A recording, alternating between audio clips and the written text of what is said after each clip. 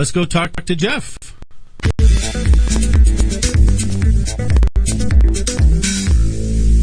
Hey, Jeff, how you doing?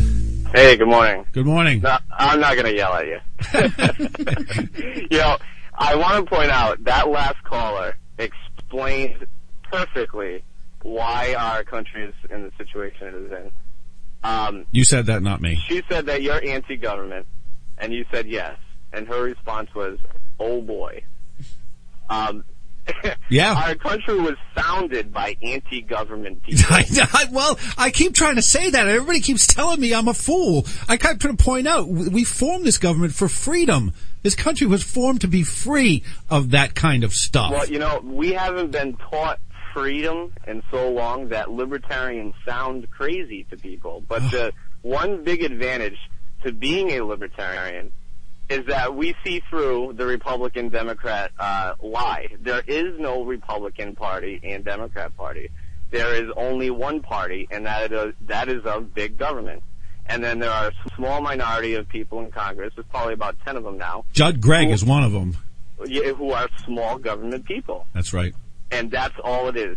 When she says, look at all the money the Republicans spent and Bush spent, They weren't practicing Republican ideals. Therefore, they are not Republicans.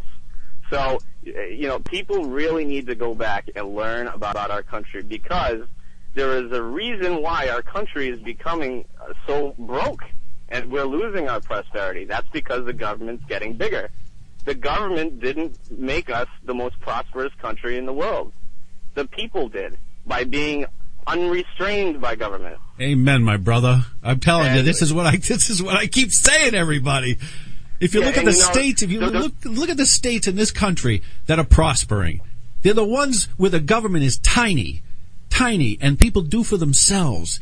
And in those states, people create and they grow. New Hampshire has no income tax. Their unemployment rate's like 5%. The state is growing. It's not that there's nothing perfect. It's just small. Government is just small. They're not involved in everything.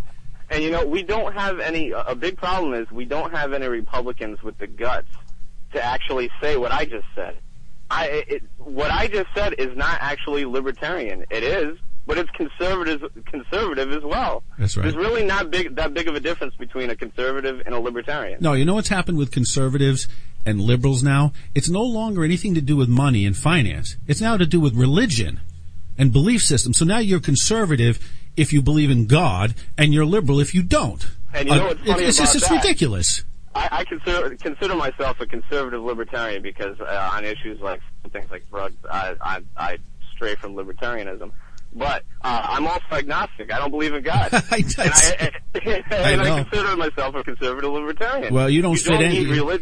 We don't fit anywhere. You basically, if you're a libertarian, if you're truly, you just, there's no place. There's no place, because it's all about individual liberty, free markets, and, peace and quiet. Just let government get out of the problems. It's very hard to argue nowadays the position of free markets, because they turn to the example of the Republicans for 8 years and deem that as an example of capitalism and free markets. That wasn't free. That wasn't free markets. We haven't had free markets in like 70 years. Oh, not even. You're absolutely right. I mean, and what is a free market anyway? That's people being able to have economic freedom. So if you're against free markets, you're against freedom.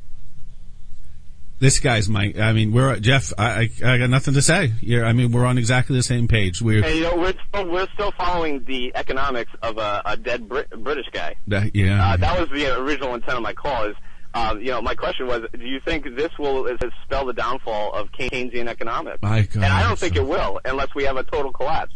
And frankly, I think a total collapse would be the best thing that ever happened to this country. Well, I get yelled at every time I say stuff like that. So they need to let these companies fail. Protect the people. At this point, we are so far away from just letting things be that we've got to take some intermediate steps. The intermediate steps are strengthen the social safety net so that the people of this country... Well, that I I don't agree with. Don't suffer. Well, I think we have to initially, Jeff, because we're so far down the road. This is like we got this massive disease, and we want to pull away all the drugs right away. Yeah, but think about it. How are we going to get that money? China doesn't want to take our loans anymore. We're going to print it. So they're going to do it anyway. They're doing it anyway, Jeff. They're going to take the money anyway. By the time they get that money, it's the value of that money isn't going to be worth what it originally was. I know, but they're going to spend it on other stuff. So why not make sure that people aren't going to be sleeping in the street? And just one more point. I know you gave me a lot of time here, but I just want to make one more point.